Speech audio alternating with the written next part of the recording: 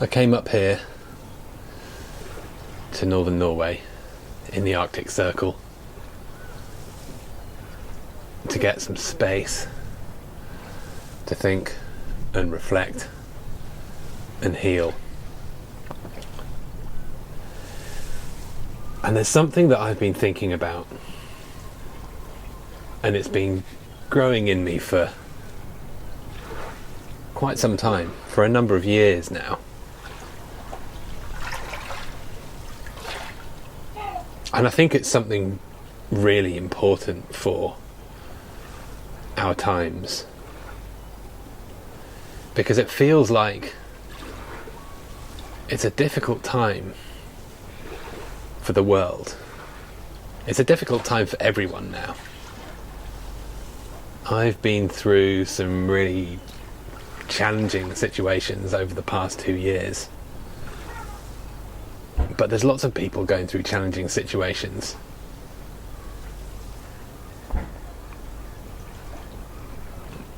And to some extent, challenging situations are part of life. There's never been a period in history that's been without challenges. And I don't think there ever will be. But I think there are certain things happening now that I think have themes running through all of the problems. Well, maybe not all of the problems, but a lot of the problems we face. Challenges with mental health, challenges with loneliness, with isolation, with polarization, with factionalization, with lots of people with very different viewpoints and a disappearing middle ground. And I think these are problems that we can solve. And I don't think the solution will be easy, but I think it's possible. And I think it's crucial.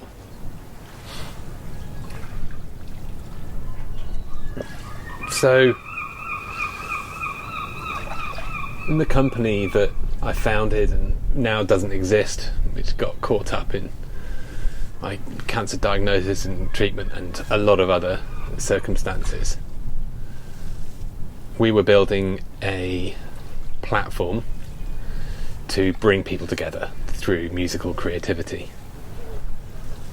And we built a small and very devoted community of people who felt that that product gave them something that they'd been looking for,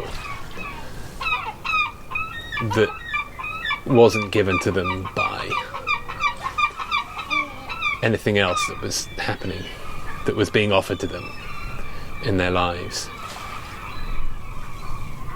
And I don't think we'd found the great solution to a great problem. I mean, the company would still be around if we'd done that. But I think we'd found a small version of the solution to the problem.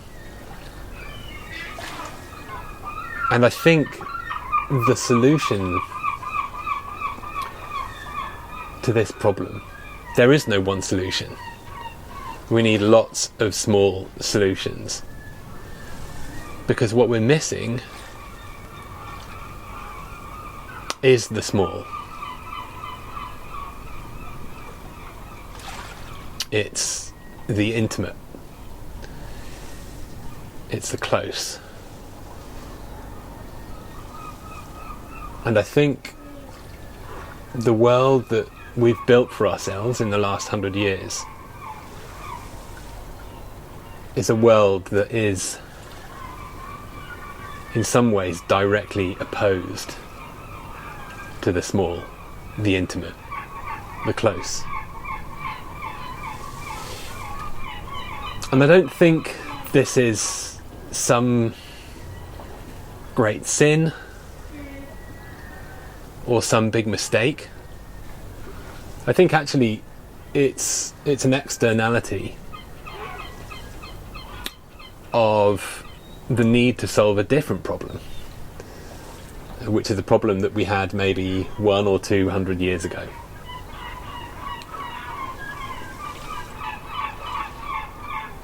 So, casting myself, well, I can't cast myself back because I wasn't there, but 100, 200 years ago, I wasn't there, but I've heard a lot of stories. And what was happening around the end of the 19th century was the world was globalizing. We'd collectively invented new technologies that could connect people in an instant all over the world. The telegraph, the telephone, and even before that, the global postal service. You could write a letter in America and send that letter on a ship to someone in the UK. And what this meant was that all over the world people were hearing stories about what was going on in other places. And of course that spawned this huge fascination. People didn't want to just hear stories about what was going on in these far-flung places. They wanted to experience it. And so, after the telephone and the telegraph, around the same time, came wax cylinders, and then came photography, and then came the moving image and records and all of these things that became known as the media industry. All the things that we are so accustomed to consuming for free right the way through our day. We plug into Spotify and listen to music while we work. We flick through YouTube, we flick through TikTok, we flick through Instagram. And we're so used to experiencing culture from all over the world now. And what that did, ultimately, was connect individuals directly to the big, wide world. And that was incredibly exciting. And it should be incredibly exciting. To go from a species that knew the culture of a few hundred people around us to become a species that knew the culture of 6, 7, 8 billion people. That's an incredible achievement. And in some ways, it's a great awakening. And I think it's added a huge amount to the human condition, the human experience, and it's a great thing. But it's also caused us some big problems, and it's causing us some big problems now. So after the media industry, then came social media, where those cultural experiences that we were receiving through broadcast outlets that were gate-kept and intermediated by professionals we then became the broadcasters, which again is a fantastic innovation. It's allowed voices to be discovered and rise from all walks of life. It's allowed stories to be told from all walks of life, and it's made some superstars in the process, and that's all a really good thing. But the problem is that in the creation of these channels where individuals can access and be exposed to anything from around the world, the problem is that we've lost our villages. And what I mean by that is we've lost contexts where we can get to know and be supported by and depend on a few hundred people who are really close to us. We're now pulled from our early teens, maybe even younger, to come into relationship to the entire world, which pulls us away from contexts where we can first establish our culture, establish our friendships, establish intimacy with a few hundred people around us.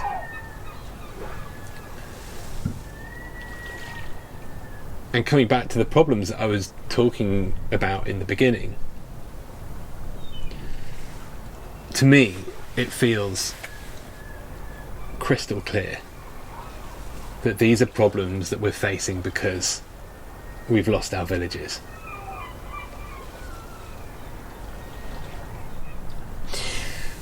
So this is a great challenge.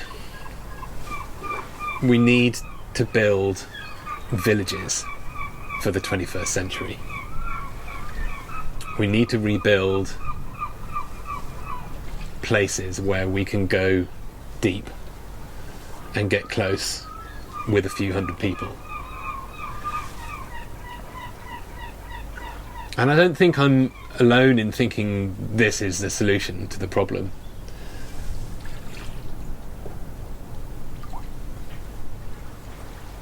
But I think that the ways I see us going about solving that problem aren't working.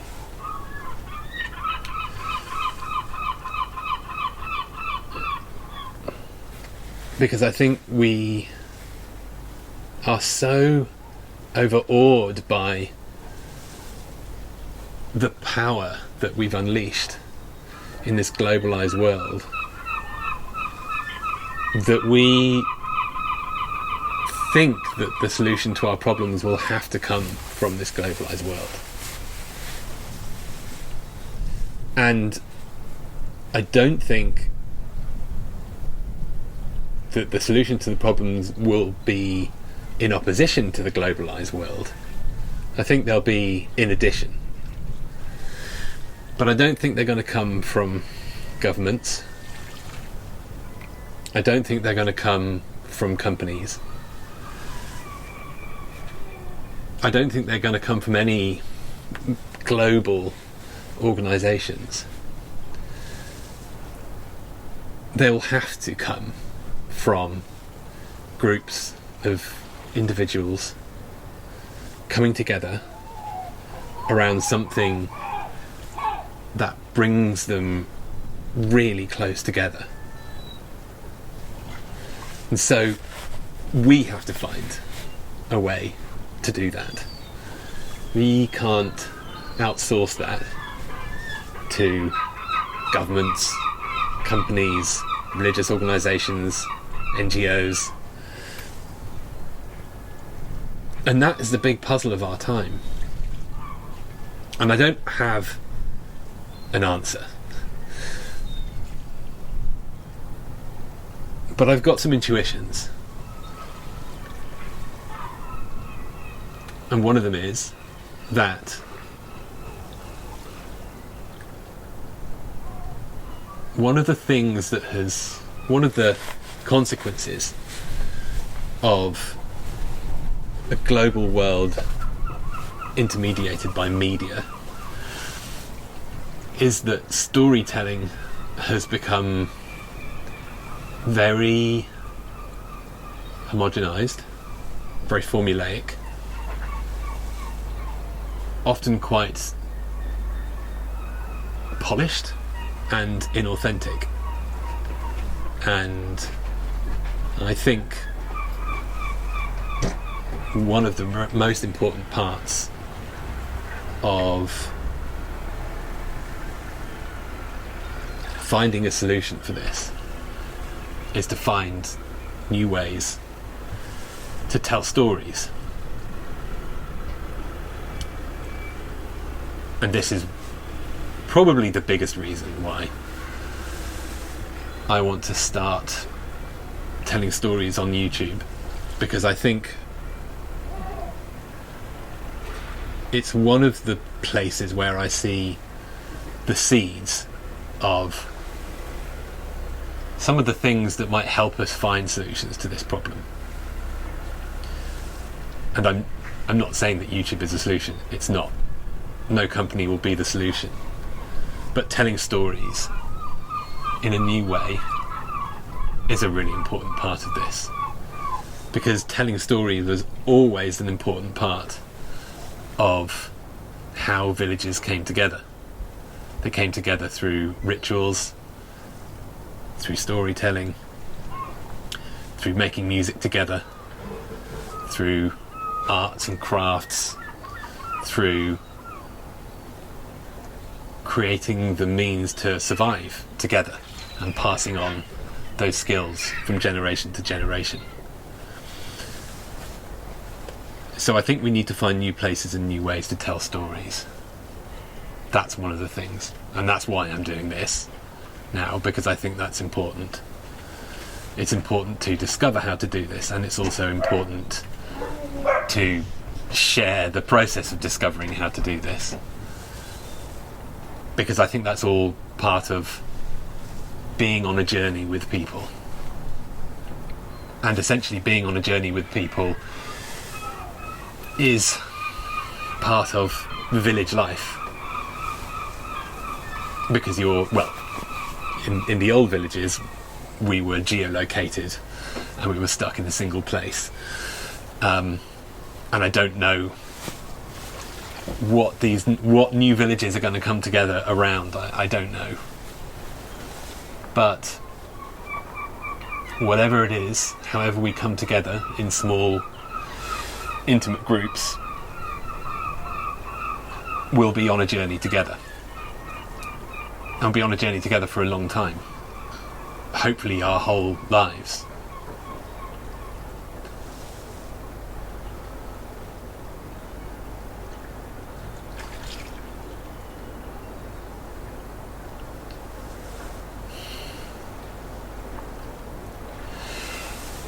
So I'm still figuring this out.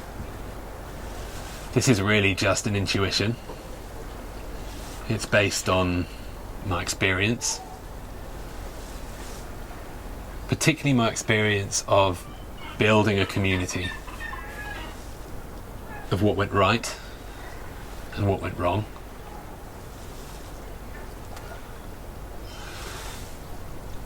And also, this is an intuition based on what I feel drawn to after 2 years of very challenging circumstances. Because I have this yearning to be part of something. And I think this yearning to be part of something can easily be manipulated, because it's such a powerful yearning, and it can be manipulated at mass scale to get people to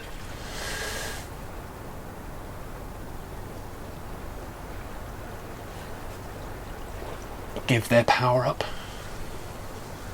to people who want power.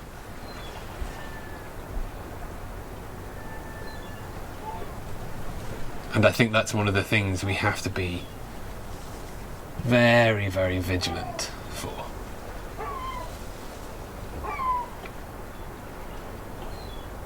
So it's understandable when, in the world as it is right now, if people offer contexts that give you an opportunity to be part of something, that you'll feel wary, that you'll doubt it. And I don't have an answer to that, because again, it's something that we all have to feel out. I think we need to trust, and we will get burned.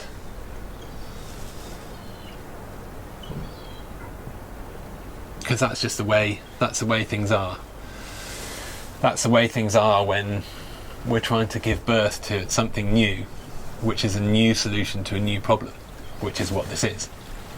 This is not the first time as a species that we've had a new problem and we don't know what the solution is, but we can look back and see what's happened when people have tried to find solutions to new problems, and it's always painful. So to build these small places where we can go deep, get close, be intimate, and be on a journey with people for a long time will involve a lot of trial and error. But we shouldn't give up. And we'll get burned. I'll get burned. And that's fine. Because when you get burned, when things go wrong, you learn a lot. And that's the process we're in right now. So I don't come to you with any solutions. I come to you with my intuitions. A single guy who's made plenty of mistakes, but keeps on, yearning for something more, and is curious. I'm just curious. I'm curious how we're going to solve this.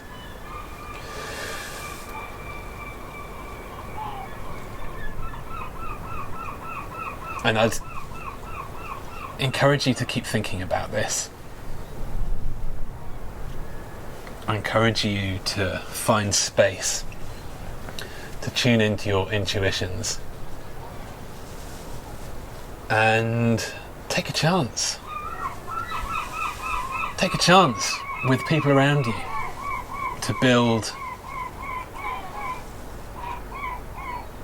a place where a group of people can go deep together. And hopefully in that process, if we're all doing that, then maybe we'll figure out what villages in the 21st century look like. And hopefully, in a few decades, we'll have started to crack this nut. And it won't be the final nut to crack. There'll be new problems. There'll always be new problems. There'll always be new challenges.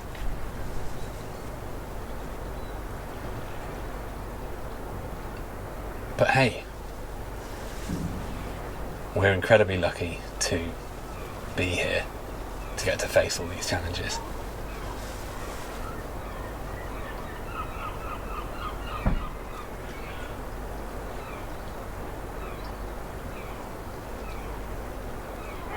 Okay.